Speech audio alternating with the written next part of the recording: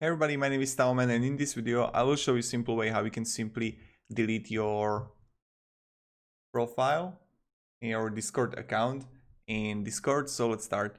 The first thing you want to do, it should be in Discord.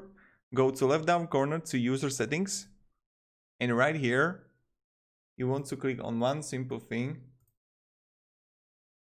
my account, and click edit. If you can see the my account here, you need to disable the streamer mode. So go to streamer mode, disable it, and now you can click edit, and you're gonna see like you can disable account or delete it. So click delete. Yes, so the first thing you need to do, you need to transfer all the ownership. So if you are like admin on some server, you need to give it to someone, or you can disable the account.